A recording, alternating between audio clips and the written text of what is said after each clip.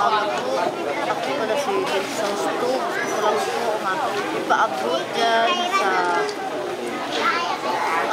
sa aming mahal na Pangulo. Pansin ko lang, mga malalakas tao na makatulong dito sa amin sa Barangay. Na ito po, problema ito ng mga ating katutulong sa mga kasagawa.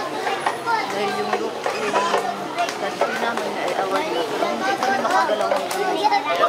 Maawa lang kayo mga ipit na po. Panawagan po kung sino dyan ang mga malalakas na tao ang mabait sa isang barangay para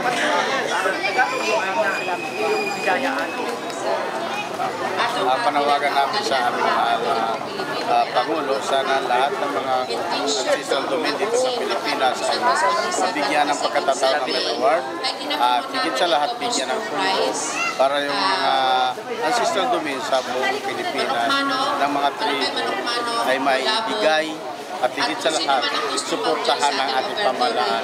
Kagaya ng mga tribo, partikular dito sa Pilipinas. Kaya sana po, ang aming kahilingan, palakasin, galang, respeto, ang karapatan ng mga partikular sa assistant domain at karapatan pang-tao. Higit sa lahat, ang